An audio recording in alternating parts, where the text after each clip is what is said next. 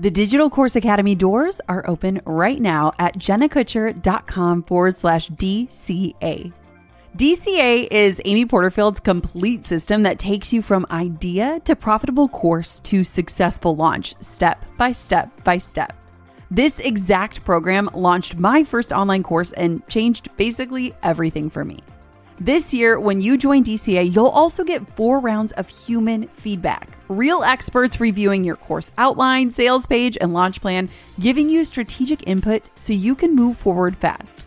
Plus, there are AI tools trained on Amy's framework to help when you're stuck. It's basically like having Amy in your back pocket. This isn't watch and hope, it's a finish line focused program. When you enroll now through jennakutcher.com/DCA, I'm adding my entire course business blueprint as your bonus. I'm talking my proven email funnels, launch templates, sales systems that convert without feeling pushy, everything I use to run my multi-million-dollar online course business, yours to copy and customize. Amy teaches it, I've done it, you get both. While everyone else is Googling how to create an online course, you'll be launching with proven tools that work. Doors close soon, no extensions. Head to jennakutcher.com/DCA so you can stop waiting and start building. Your course won't create itself, but with Amy's system and my bonuses, it almost will. jennakutcher.com/DCA.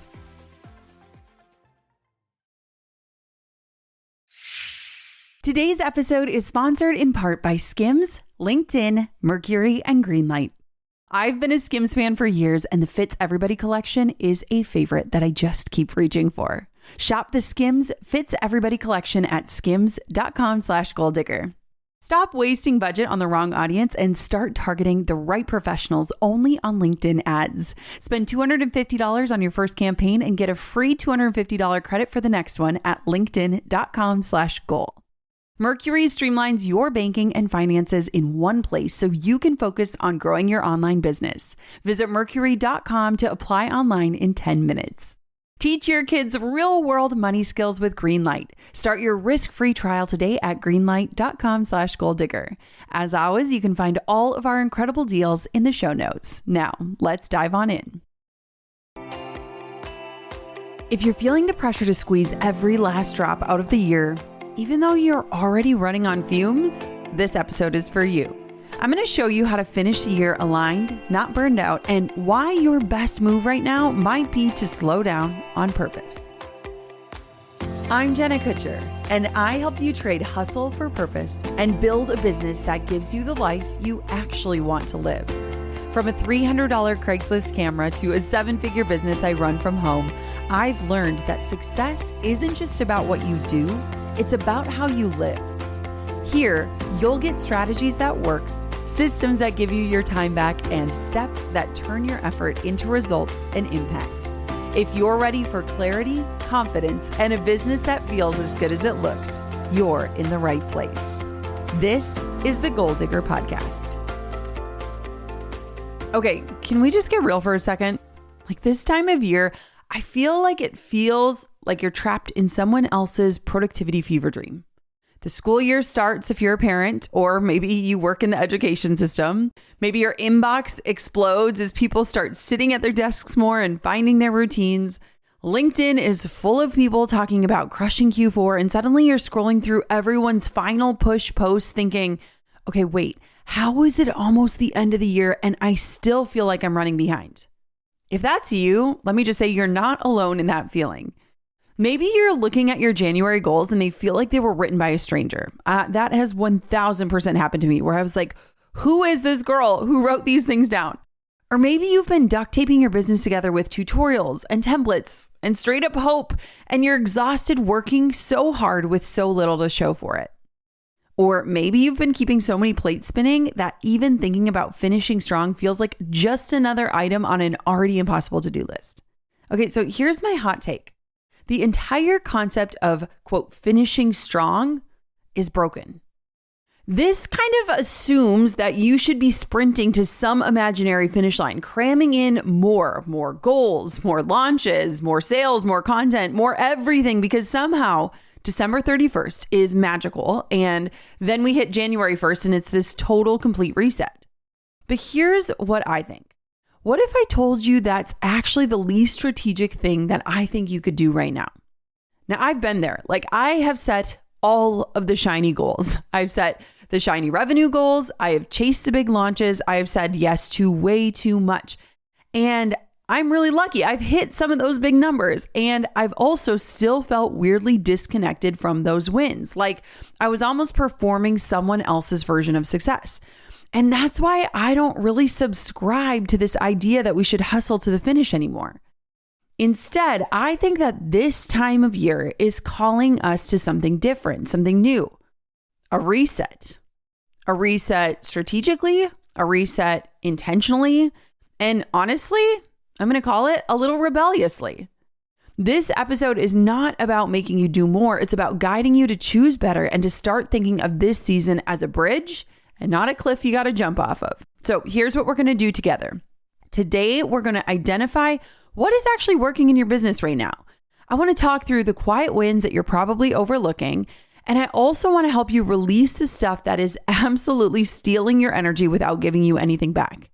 Then I want to show you exactly how I shift my routines and my habits right now in this calendar year before January hits, so that I'm not walking into the new year feeling like there's this blank page, but also this burnout baggage. And then lastly, I want to talk about why saying no to 10 good ideas in favor of one bold, aligned move might be the most strategic thing you do all year. This is about getting realigned with what you actually want from your life, from your work, and it's about redefining what finishing strong truly means. And guess what? It might not look anything like what Instagram is telling you it should. So if you are ready to finish the year on purpose with clarity, with boundaries, and with momentum that actually lasts, this is for you. Let's dig in. When I was dreaming up this episode, I kind of was thinking that this is a slightly hot take. I'm not talking about like piping hot, but I'm talking that it's a different take than maybe we've witnessed. Because for some reason, as a business owner, I feel like Q1 and Q4 get all the glory, right? Like Q1 is that beautiful fresh start that we all love. I am a girl who loves to claim any sort of a reset. Give it to me. Give me a Monday. Give me the first of the month. Give me January 1st. I'll take them all. But I also don't want to enter the new year feeling depleted. I want to be energized. I want to feel vibrant. I want to feel on fire and aligned. All of those things matter so much more. So I decided to sit down and I mapped out what I think are 6 amazing things that you should really focus on as this year winds down. And I think if you do even just a few of these 6 things, you are going to enter 2026 with a whole different energy. So the first hot take is this. I'm sorry to say you don't need another goal. What you need is a filter and the courage to use it. Okay, here is something that literally nobody talks about, and I wish they would. I have done all the shiny goals, right? Like I have had 6-figure launches. I have had the milestone moments that are impressive, right? Like they perform well on social media. I've done all of those. And some of them felt completely flat. I have been talking about this for years. Like I want a life that doesn't just look good. I want a life that feels good. And I think oftentimes as entrepreneurs, we are people who are seeking validation and we're chasing proof. Like we want evidence that what we're doing is the right thing. And we want people to see that we are successful. We want to prove them all wrong. And in the same breath, we want to prove that we are worth betting on. And all of that is lovely and well. But oftentimes, if we're chasing proof, we're not in alignment. If you have ever hit a goal or a milestone and you thought that your life was going to feel so different, that everything was going to suddenly change, and you were disappointed because you reached the peak of the mountain and the view wasn't what you thought it was going to be, you likely were building someone else's version of success. And then when you arrived, you're like, well, why doesn't this fit? Why doesn't it feel good? I thought this would be different. I feel like, especially as women, this happens way too often and we don't talk about it nearly enough. Productivity expert Cal Newport talks about this in his book, and his book is Slow Productivity, which is something I can 1000% get behind.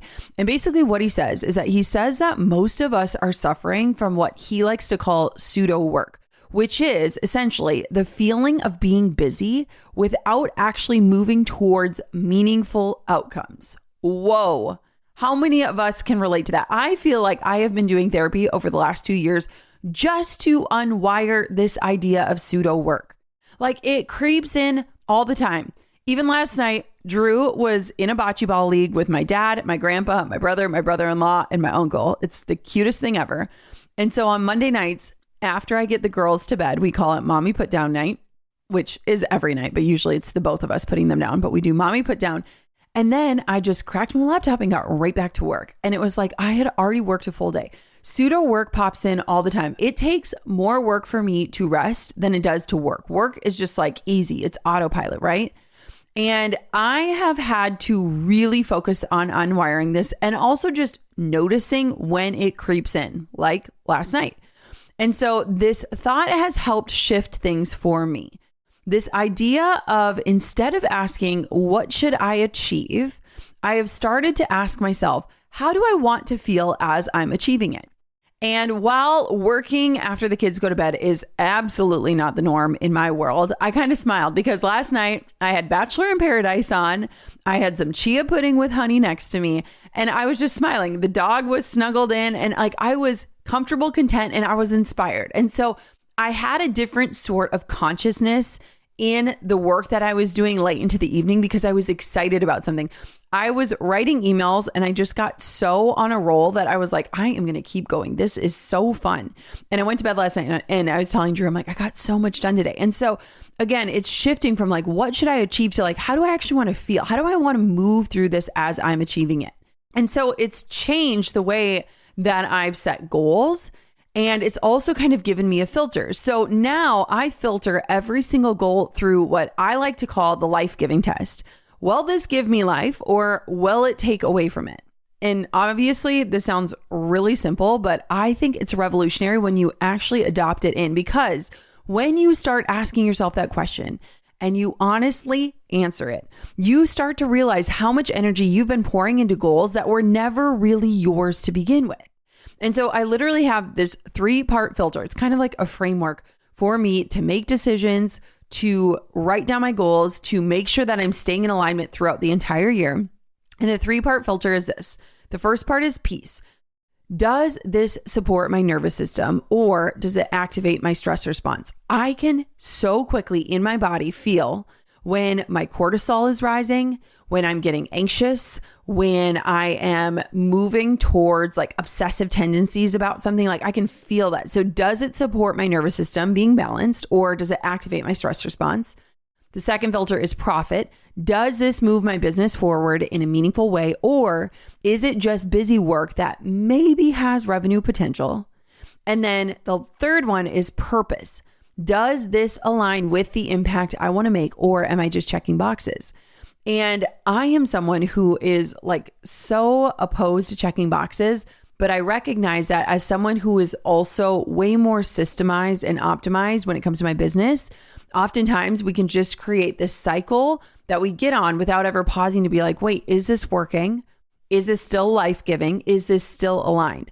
And so if a goal doesn't touch at least one of these, and ideally I would love it to work with all 3 of them, then I am starting to just let those goals go. Like they don't make the cut, period, right? And so for this first section of you do not need another goal, you need a filter, here's your homework. So I want for you to look at either the goals you set on January 1st or look at the goals you're currently working towards. And I want for you to audit them. And I want for you to be ruthless in the audit. Look at everything on your Q4 list and ask yourself, which of these actually serve the season that I'm in right now, right? Because our lives change so much from January 1 to now. Which ones are the shoulds or the things I think will look good, but might not feel good?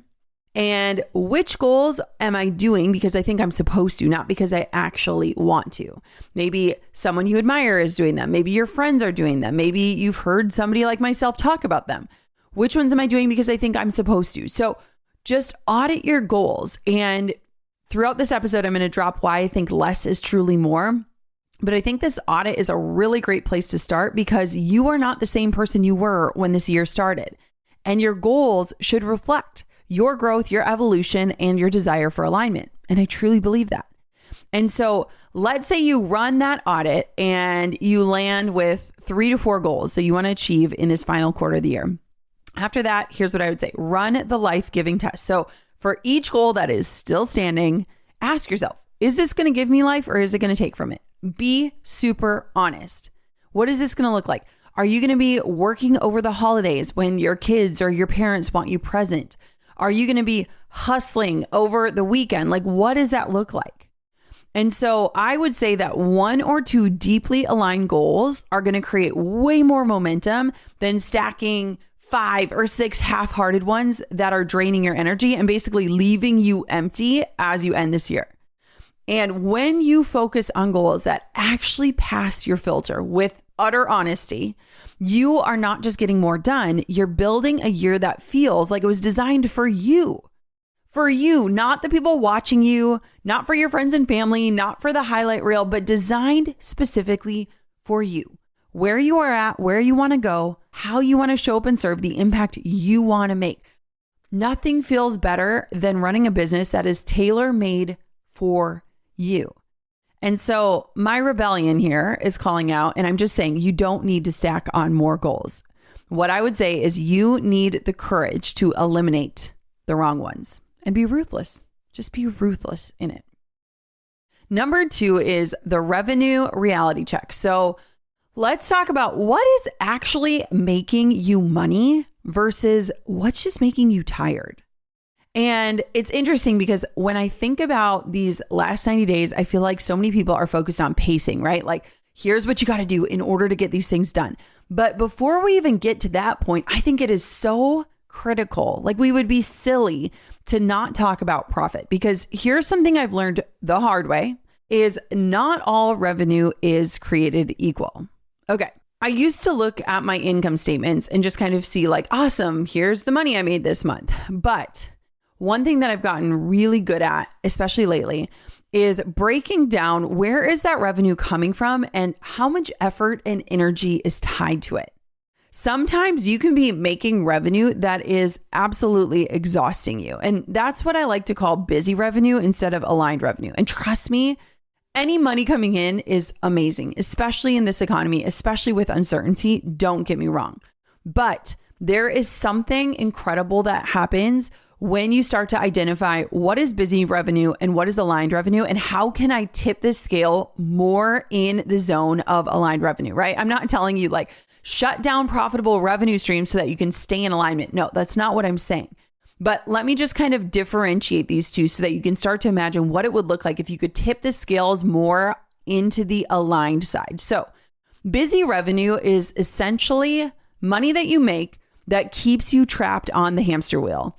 It could be the $100 course that requires 20 hours of customer service.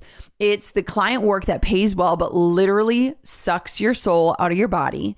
It's the affiliate income from promoting things that you don't actually love, right? Can you see it's money that comes in, but there's like a different frequency or a different energetic exchange happening where maybe you're questioning, is this really worth it for me? Or like, sure, this is a paycheck, but it doesn't really feel great in my body. Interesting. Pay attention to those feelings. For me, aligned revenue comes from systems that are intentionally set up, that are thoughtfully serving while you do important work, while you rest, while you spend time with your family. It could be the course that essentially sells and delivers itself. It's the client work that literally lights you up and reminds you why you started in the first place. It's the products that people buy because they genuinely solve problems that you care about solving. There's this business strategist, her name is Kat Norton, and she basically puts it this way.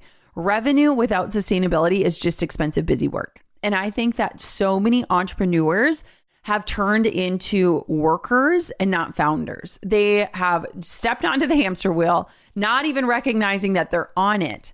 And they are just churning out work. They're not ideating. They're not being visionaries. They're not really thinking about sustainable business practices that keep them in alignment.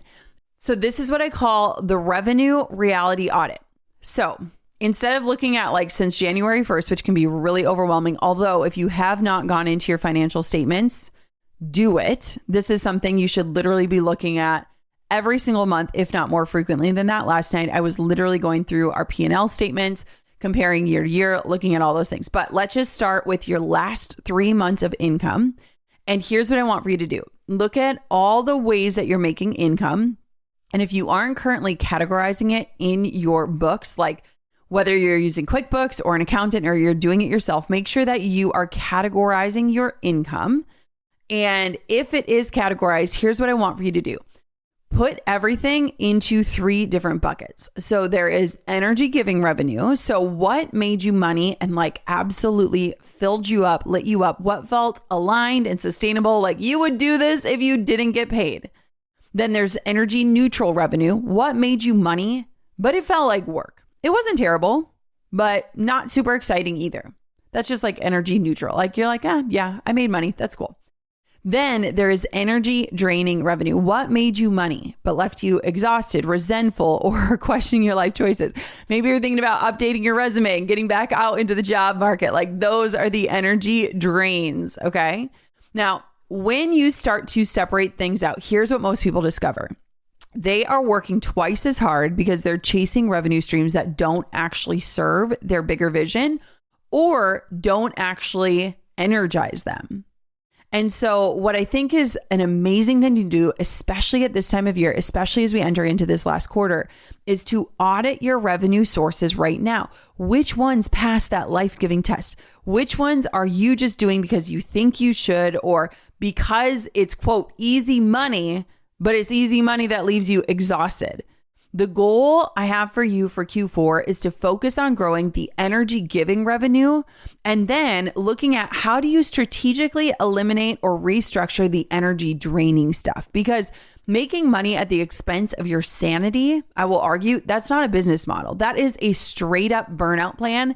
And I've watched way too many entrepreneurs subscribe to that plan and then fall flat or close their business or go back into the job market because it just didn't give them the life they wanted. So do that audit and then figure out how you can focus on this. I am actually doing this on an almost monthly basis in terms of pulling in my product and loss statements and then really taking a good hard look at like what money like felt like it was just flowing in a good way. I was excited. I was energized by it.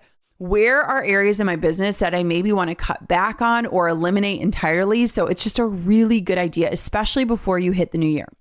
Okay. Number 3, this one to me is important and you might laugh. I've gotten made fun of for using this word too much, but I am tossing it into this episode because it is for you and I think it makes total sense. So I have heard of like the last 90-day sprint, right? It's just this idea of like, we are going to run across the finish line. And I am a girly who has run full marathons. Okay. 26.2 miles. I've done it twice in my lifetime. Don't know that I'll ever do it again, but I've done it. And I always like picture the last 0.2, right? Like you are almost there, but it feels longer than all of the miles before it. And you can see the finish line in sight. And your body is starting to shut down because you know you're almost there. I don't want to enter the new year that way. Whether it's metaphorically or literally, I just don't want to. And so for number 3, my hot take is I think we should call this a season and not a sprint. And the idea behind this is I feel like we have to manage our energies. Like this is the energy management revolution. Will you come with me? So can I share something a little bit vulnerable with this and why the word season is a part of my life and just why I think that this is an important take, especially at this time of year. When I became a mom nearly 7 years ago, which is absolutely crazy. My big kid seems just so grown up. I swear she was just a baby. And I know people say that and you roll your eyes, but it's so true. But when I became a mom, I feel like it completely rewired my approach to productivity. And it was probably one of the best things that ever happened to me. I was talking to one of my best friends the other day. She does not have children of her own.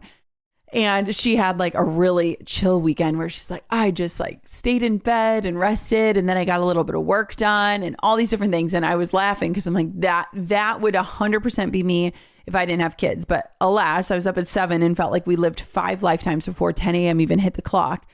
And I love being a mom. And I think that being a mom for me has been a mirror in a lot of the ways that I have needed to heal myself and in a lot of the beliefs that I held about myself. And I do not think that you have to be a mom to learn about yourself in this way, or to heal yourself in this way, or to hold up a mirror and say, okay, what am I getting wrong? And what do I want to change? And what is no longer serving me? I don't think that at all. But I want to explain to you why this part of my hot take is important to me.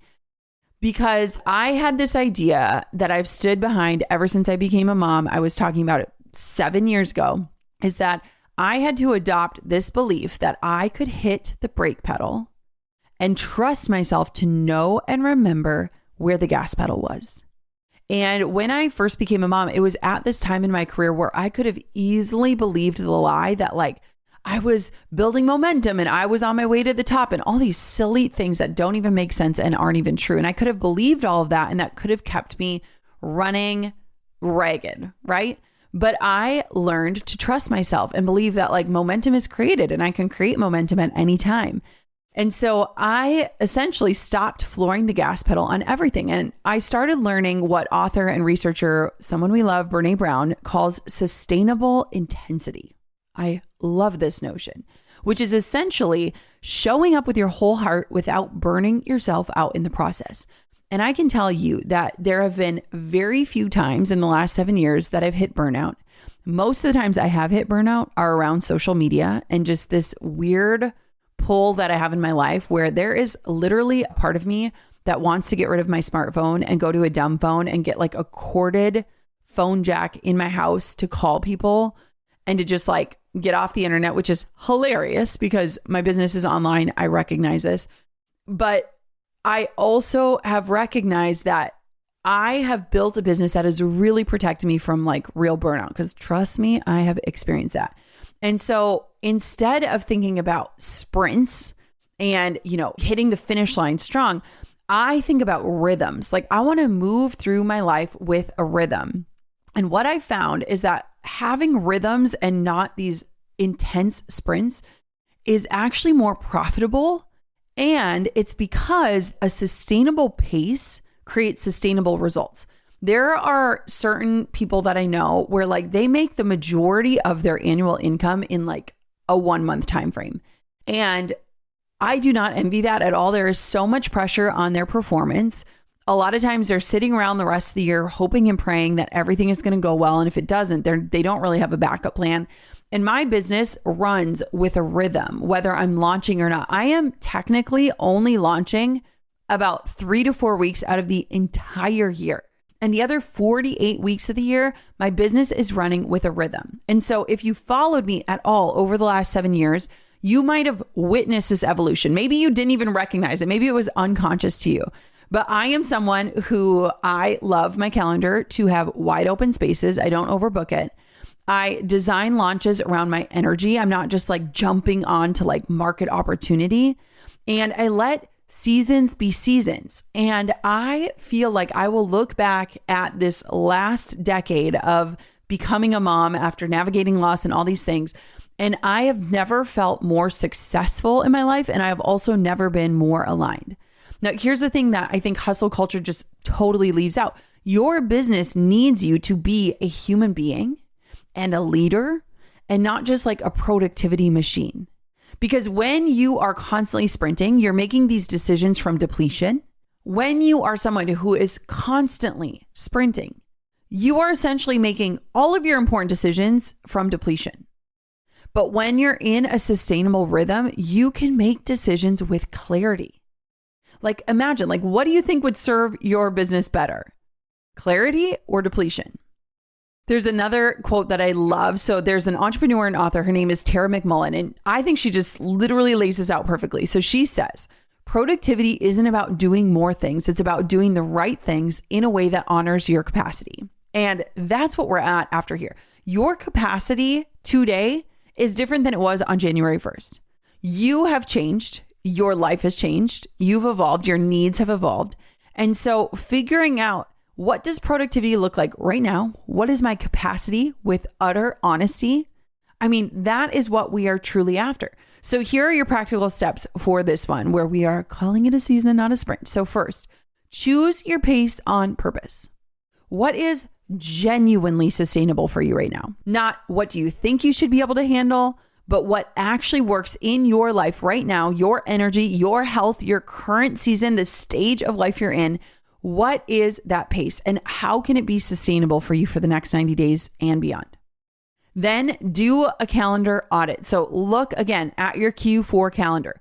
What needs to pause so that you can finish without completely unraveling? Like, I give you permission to disappoint the version of yourself who thought you could do it all. Like, let her down. Let her down and say, you know what? I've grown up and I've evolved, and I recognize right now that this is going to be a no. This is a pass. And then lastly, design your Q4 to protect your peace, not prove your capacity. And this might be the most radical thing I say in this entire episode. Your worth is not measured by how much you can handle before you break. Let me just say that again. Your worth is not measured by how much you can handle before you break. The goal here isn't to see how much you can squeeze in before December 31st. The goal is to finish this year feeling like the CEO of your life, not like life just happened to you. Now, before we keep going, I want for you to think about this. If your business were truly built around your energy, not the pace of the industry or the pressure of the calendar, what would your Q4 look like? Like, what would you take off of your plate right now to protect your peace? And while you let that sink in, let's take a quick break to thank the sponsors who make this conversation possible. You know that sinking feeling when you see your latest campaign report? 87% of your budget went to people who would never buy from you? Random scrollers clicking your business course ad, students engaging with your entrepreneur content. Your perfect ad creative about building sustainable income shown to people who aren't even trying to build a business. That's why LinkedIn ads exists. While other platforms guess who might be interested, LinkedIn knows who your buyers are. Target the exact job titles making purchasing decisions. Reach VPs of marketing at growing companies. Find HR directors at mid-sized firms. Target entrepreneurs ready to invest in their growth. Zero waste, maximum impact. Stop hemorrhaging budget on random audiences and start reaching actual decision makers who can write the checks, only with LinkedIn ads.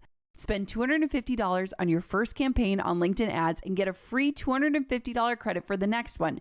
Just go to linkedin.com/goal. That's linkedin.com/GOAL. Terms and conditions apply. This podcast is brought to you by Mercury, banking that helps entrepreneurs do more with their money. When I first started taking my business seriously, I remember feeling stretched thin. I was juggling invoices, tracking payments, and managing cash flow across different tools. It was messy, and I thought banking had to be that way. That's why I was impressed with Mercury. Unlike traditional banking that feels clunky and outdated, Mercury is designed to make managing money effortless so that you can focus on what actually grows your business. Everything you need is in one intuitive product. Banking, cards, spend management, invoicing, and more, all in one place. Plus, Mercury flexes to fit all types of businesses. So whether you're a funded startup, agency, or e-commerce brand, it can be tailored to you. Visit Mercury.com to join over 200,000 entrepreneurs who use Mercury. Mercury is a financial technology company, not a bank. For important details, check the show notes. This message is sponsored by Greenlight. My 6-year-old woke up this morning asking if she could do chores to earn money. Why? Because she read a Fancy Nancy book where Nancy worked to buy fabulous shoes. And suddenly my daughter wanted to experience the same pride of buying something special with her own money. But here's what hit me. I had no good way to help her actually see and feel her money growing. Cash gets lost. Piggy banks are abstract, and she can't really understand the connection between effort and reward. That's why we started using Greenlight. Greenlight is the easy, convenient way for parents to raise financially smart kids and for families to navigate life together. And maybe that's why millions of parents trust and kids love learning about money on Greenlight, the #1 family finance and safety app. Now, when she does chores, I can instantly send her earnings to her card. She watches her balance grow in real time and feels genuine ownership over her money. And when she's ready for those fabulous shoes, she'll swipe her own card and experience that incredible feeling Nancy had. Don't wait to teach your kids real-world money skills. Start your risk-free Greenlight trial today at greenlight.com/goaldigger. That's greenlight.com/goaldigger to get started. greenlight.com/goaldigger. All right, moving on to number 4. So here is something I want for you to consider. What would it look like if you moved the starting line back? Okay, I'm about to share something that might make you a little uncomfortable, but I need you to hear it. The way that you end this year is essentially training your future self. So if you finish 2025 burned out, scattered, running on fumes, that's exactly how you are programming yourself to start 2026. But if you finish this year grounded and clear and energized, let me tell you, that's the foundation you are building for your next year. This is about moving your starting line back from January 1st to right now. So let me get specific about where I see this playing out. I know exactly where my burnout lives. I already said it in this episode. It basically lives on social media. Like, I can write and create content all day long, but when I feel like I have to show up online and perform every single day, that is literally the crux of my burnout. Very little work burns me out more than that. In fact, that is really, when I think about the last 7 years, that is like the only place that I feel like I just don't want to do that anymore. So here's a stat that might surprise you. One study found that 50% of social media creators have experienced burnout and 37% have considered quitting entirely. If you're feeling depleted by this constant pressure to show up online, let me just say you are not alone. And this overwhelm isn't a personal failing. I want for you to hear that. This is not a personal failing. It is literally just a signal.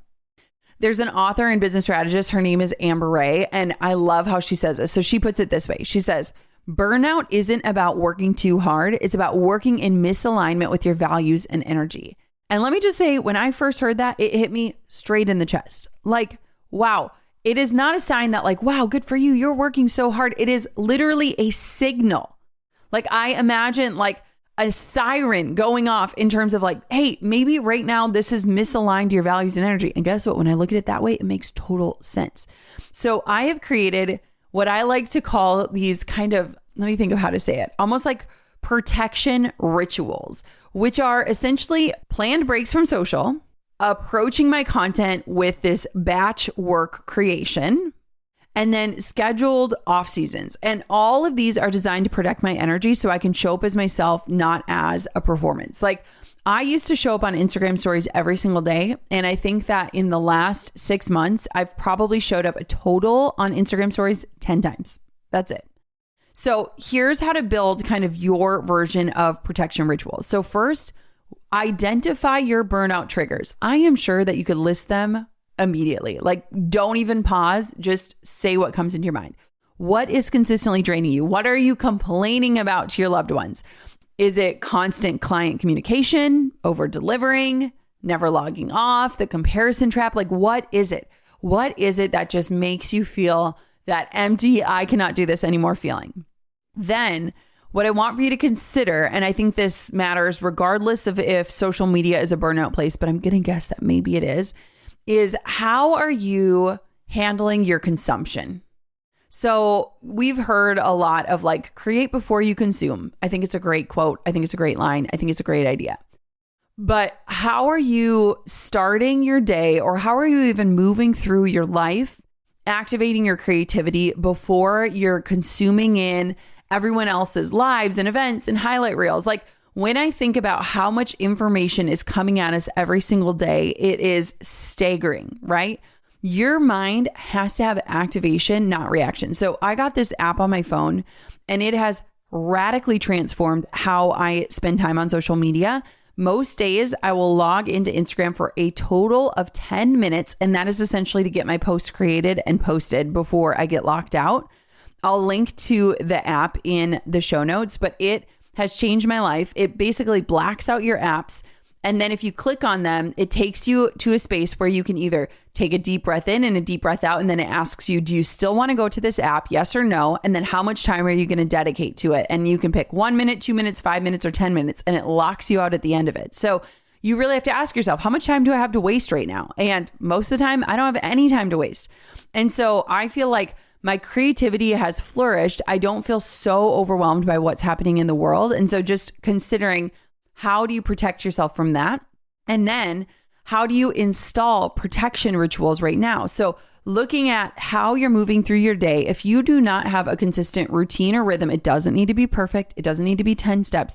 But if you are not looking at like time blocking or deep work or screen breaks or email free days, like what helps you stay consistent without sacrificing your nervous system? And again, these aren't meant to be restrictions. They're literal investments in the sustainability of you showing up.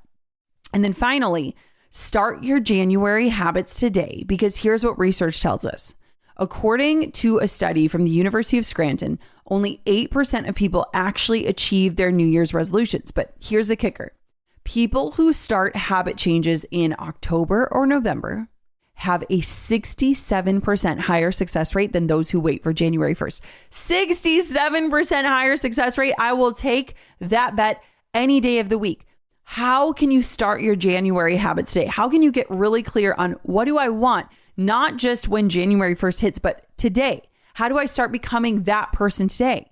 Because when you wait for a fresh start, you are literally relying on motivation instead of integration. You are trying to become someone new overnight instead of gradually becoming who it is that you want to be. James Clear, someone who I deeply respect, he talks about this in his famous book, Atomic Habits. And he says the most effective changes happen through what he calls habit stacking, where essentially you just attach a new behavior to something you already do consistently. So instead of saying, I'm starting January 1st, and on January 1st, I'm going to wake up at 5 a.m. and I'm going to journal for an entire hour. Maybe you start now and you say, okay, while my coffee is brewing, I'm going to write 3 sentences in my journal. Maybe it's 1 10-minute walk. Maybe it's 1 less scroll session. If you get the app I talk about, oh my Lord, you're going to have 8 million less scrolling sessions. Maybe it's 1 earlier bedtime. But I'm going to tell you right now, these micro habits compound, and starting them right now means that when January hits, you're not starting from scratch. You are already living as the person that you want to become. So here's the identity shift here. You're not just ending a year. You are becoming the person who finishes strong without burning out. This person makes different choices. This person sets boundaries. This person values alignment over achievement. Are you with me? Can you see how important this is? For number 5, I feel like this is one of the most important things I have been learning and nerding out over recently, which is pick just one bold move to focus on. Considering this kind of like a strategic elimination game. This is a season of strategically eliminating the things that do not work for you, the things you don't want to do anymore, the things that aren't getting you results. And I have this mantra that I learned from my friend Rory Vaden, and it has transformed the way that I work and the way that I think. And he says, diluted focus gets diluted results. I notice, especially as somebody with ADHD, that every single time that I try to juggle multiple big goals or projects, I essentially end up getting half traction in about 10 directions. And honestly, that is when I feel most scatterbrained. That is when I get anxious. That is when my cortisol is likely raised, and it literally helps no one. I am currently reading Dr. Benjamin Hardy and Dan Sullivan's book, 10X is Easier Than 2X. I know I am way late to the game and I cannot stop talking about this book. And I've actually been doing Audible, and I listen to the book when I'm doing other things like gardening or biking. I don't know why. It totally helps me absorb the information and just think about it in a different way. And inside the book, he talks about something that has totally shifted my perspective, which is exponential growth doesn't come from working twice as hard at what you're already doing. It comes from identifying 20% of your work that creates the most impact and having the courage to eliminate the other 80%. This is like Pareto's principle, which I recorded an entire episode about before because I'm obsessed with that principle. And I think it's at play in so many places in our business. But what we need to understand is like when we think about ruthless and strategic elimination, and you think of having the courage, like what would it take for you to be someone courageous enough to eliminate 80% of your work? I mean, the 80%, it's not bad work. It's probably just not your best work. And when you're trying to do everything, you're probably doing nothing exceptionally well, which is where I think so many of us hit burnout, where it's like, I cannot possibly add one more thing to my plate. I am doing too much. I'm not even getting all the things I need to done. How does this actually work? There's another person that I respect. His name is Greg McKeown, and he's a business strategist, also an author. And he basically calls what I'm talking about the disciplined pursuit of less. And he has a book called Essentialism. It's super good. And in that book, he says, if you don't prioritize your life, someone else will. That someone else might be the social media algorithms, it might be client demands, or just like the general chaos that comes with running a business. So here's my process. If you're thinking, oh my gosh, I have to pick one bold move, how do I do that? Here's what I do. So first, ask the needle moving question. So this is one single question. If I could only accomplish one thing this quarter that would genuinely move my business and my life forward, what would that one thing be? Again, going back to point one, not what looks good, not what I think I should do, what would actually matter? What is the one thing? And then you want to create a stop doing list. Do you want to know how extreme I took this concept? I imported in my Google Calendar. I imported in my daily task lists, like for an entire week. I imported in my profit and loss statements, and I went through the ruthless elimination. And so you have to create a stop doing list. I'm not talking about just clearing your calendar. I'm talking about reclaiming your energy. So what meetings, what commitments, what projects are you going to intentionally release? How can you pivot it? I remember a few years ago, I did a calendar audit, which I do every single year. And I was recognizing that I had all of these different calls and they were all landing on different days. So it'd be Monday, I have one call at 11 a.m. Tuesday, I have a call at 9:30 and a call at 11. Wednesday, I have a call at 2 p.m. And for my brain, it was such a struggle because all I could think about were those meetings that day. I had no time to do deep work. And so when I looked at almost like a stop doing list, I had to strategically let go of either meetings and let team members lead them or be a part of them, or ask, can we change this so that I can batch all my meetings in one day? And it totally changed my rhythm. It changed my flow and it changed my focus, which for me, focus is really hard, right? It is hard for me to lock in. It is hard for me to do deep work. So a stop doing list is your first step towards progressing to a place where you are actually able to focus. And then lastly, set one clear outcome that has 3 supporting steps. So not a 10-step process, not a complex system, just 3 clear actions that support this one bold move, along with deadlines that you can actually keep. We're talking about realistic. I'm talking about SMART goals, specific, measurable, attainable, realistic, and timely. What do those 3 actions look like and how are they SMART? So this is about going deep. And I feel like my entire business, especially in recent years, has really shifted from trying to go super wide to going deeper. It's not about designing your Q4 to serve the grandiose vision of how you are going to change the world. It is to help you get in alignment to start working towards that bigger vision, not just your to-do list. And here's the truth. Saying no to 10 good ideas in favor of one aligned, bold move is the most strategic thing you can do, not just for your revenue, but for your sanity. And if you have not read 10X is easier than 2X, because to me, I don't know why that title, it felt too big. I was I don't want to 10X my business. I don't want, pick up that book. It is fascinating. It has really changed the way I think, and it has helped me simplify my business in so many ways. And just grab the Audible. It's super fun. And what I like about the Audible is that Dr. Benjamin Hardy reads the book. And then after each chapter, he interviews Dan Sullivan, his co-author, and they just talk through it. And it's really fascinating. So that is number 5. Now, before we wrap up with the habits that will protect your future self, I want to take a quick moment to thank our sponsors for supporting the show. And when we come back, I want to share how to finish this year in a way that your future self will thank you for. And guess what? It has absolutely nothing to do with your metrics. We'll be back in a minute. Running a business means wearing every hat. Creating content 1 minute, handling customer service the next, then trying to figure out shipping logistics. It can get overwhelming fast. When you're building your dreams, finding the right tool that not only helps but simplifies everything is a game changer. For millions of businesses, that tool is Shopify. Shopify powers millions of businesses worldwide and 10% of all e-commerce in the US, from Gymshark and Mattel to brands just starting out. With hundreds of ready-to-use templates, you can create a store that matches your brand. Shopify's AI tools write product descriptions and even headlines so you can create content faster.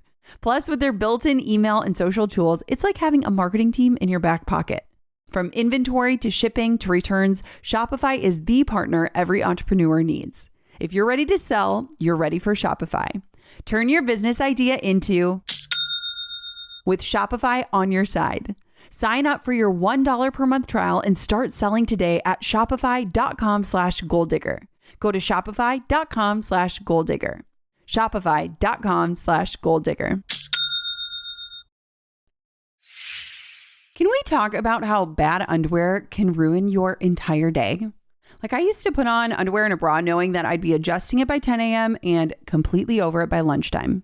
That is why I am obsessed with the Skims Fits Everybody collection. Now, I bought Skims for years, but I swear this line is a total game changer. The Fits Everybody Scoop Bralette has buttery soft fabric that literally feels like nothing. And I mean that in the best way. I can put it on and I forget that it exists. I'm so confident in these pieces that when I packed my Greece suitcase, it was basically all Skims. I even wore their bodysuit for a recent branding photo shoot because when something fits this well, you just trust it. When your underwear actually works, you stop wasting precious mental energy on it and you can focus on everything else that matters. If you're tired of uncomfortable intimates, this is your sign to try Fits Everybody. Shop Skims Fits Everybody collection at skims.com. Once you place your order, make sure to let them know we sent you. Just select podcast in the survey and choose the Goal Digger podcast in the drop-down menu that follows. For my last hot take, it is about building habits that essentially protect your future self. I really think that there is something to this idea, this science of starting now and not in January. And when I think about finishing the year aligned, I don't mean just your revenue numbers or your Instagram engagement. I mean like you as a whole human, you and your well-being, you and your health, you and your spirituality, like whatever that looks like. Because honestly, that's the stuff that actually matters at your dinner table. And here's something fascinating that most people don't know. The last 90 days of the year are actually the most strategic time to start new habits. It is literally the best time, not January 1st, but the last 90 days. Okay, so there's this fascinating research which got me so excited about this episode. And it comes from Dr. Philippa Lally at University College London. And here's what she found. She found that it takes an average of 66 days for a new behavior to become automatic. So get this. That means if you start a habit today, by the time January rolls around, it is already integrated into who you are, not something you're trying to become. I think a lot about my own shifts, specifically like my health shifts. I am a whole different human. One of my goals is to be the healthiest I've ever been when I enter my 40s. So I'm 37. I literally went through the last part of the year thinking I was 38 until I had to do the math. I'm 37. And I'm probably in the best shape of my life and the healthiest state of my life than I've ever been in. And I only want to continue to get healthy. And I think a lot about my health habits and how it was really small. I did a lot of habit stacking. Things started to compound and my identity shifted. And it shifted in so many ways where at first I just had to ask myself, like, what would the healthiest version of myself choose in this moment? And now I am my healthiest self. Does that make sense? And so when you think of New Year's resolutions, studies show that 23% of people quit within the first week. That is 23. That is almost 25% of the people. They literally last less than a week. 43% quit by the end of January, and only 8% of people actually achieve their goals. The difference here is identity-based habits versus outcome-based goals. Okay, let me say that again. The difference is identity-based habits versus outcome-based goals. I'm going to lean back on James Clear because Atomic Habits is a #1 best-selling book for a million reasons. He has sold literally millions of copies. But inside of that book, he says that the most effective way to change your behavior is to focus on who you wish to become, not what it is you want to achieve. And I think that's where we get it wrong is we write down all of these goals, right? But we're not actually thinking, who do I need to be to achieve that, right? So instead of saying like, I want to exercise more, it's I am someone who enjoys moving my body daily. Or instead of saying like, I want to be less stressed, it is, I am someone who fiercely protects my energy. So for me, when I think about like, what does finishing this year aligned look like? For me, it is a quiet and calm nervous system that isn't constantly activated. It is mental space to think strategically and not just reactively. It is margin in my mornings so that I am not someone who is rushing into my day.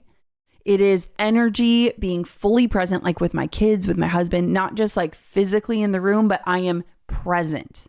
I am awake to what is happening in front of me. And those are the things that I think about. Like, I do not want to be the marathoner that is crawling across the finish line. I just don't. I want to enter the new year feeling amazing. And so here's something I want you to remember. No one is applauding your Instagram metrics at your dinner table. But the people who are closest to you absolutely feel the impact of when you're there and when you're not there. And again, not just physically there, when you are with them. There's this line that I think all of us should put on a poster or a Post-it note and stick next to us. And it comes from author and therapist Nedra Glover Tawwab. And she says something that has really stuck with me and just helped in the unwiring of wanting to be productive all the time. And she says, rest is not a reward for work completed. It is a requirement for work to be sustainable. Again, rest is not a reward for work completed. Rest is a requirement for work to be sustainable. Your future self-protection plan using habit stacking looks like this. If you're like, okay, great. This all sounds good, but like my reality doesn't look like that. Here's what we want to start with. So start with what you already do consistently. So what is something that you do every single day without fail? Maybe it's brushing your teeth, waiting for your coffee to brew, checking your phone while you wake up. Like that can be a habit stack anchor. Like here's like a very tiny example of this, but every night when I brush my teeth, I put on my red light hat. I have a hat that's supposed to like help your hair grow and take care of your scalp. And I love red light. Drew laughs, like there's red light everywhere in our house. And so that's just one thing where it's like when I brush my teeth, I put that hat on, then I'm kind of winding down, tidying up my room, getting the room ready. There you go. So figure out like, what do I do consistently and how can I just stack one tiny habit on it? Maybe it's having your journal next to your coffee maker if journaling is something you want to do. Like just create those loops so that you start to see like, well, I'm already doing this one thing. And for us productivity freaks, it works great, right? Because you're like, I'm being extra productive. Next, stack one micro habit onto that anchor. So again, maybe after your coffee brews, you write down 3 things that you're thankful for. Or after you brush your teeth at night, you actually tidy up your closet or put your clothes away. Or before you grab your phone in the morning, maybe you take 5 breaths. Or maybe you get that app I talk about and you don't even go on your phone in the morning. Like maybe that. And then what I want you to consider is like, one thing we don't do enough is we're so good at tracking what we do, right? Like we're like checking things off of the list, but we're terrible at checking in on how we feel. And so what would it look like if you tracked the feeling and not just your doing? This is like kind of the thesis of why I wrote my book, How Are You Really? Is like, how do you not just keep moving through life, but like you stop to check in? And so maybe it's at the end of each day. Maybe it's after working on a task. Maybe it's the end of each week. Like again, check in. How do I feel? Did this give me energy? Am I drained?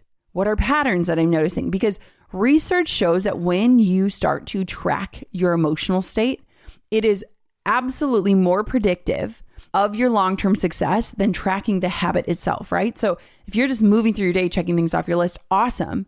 But if you're not actually stopping to like check in on the feeling of it, you might struggle to stay consistent. That might be part of your consistency issues.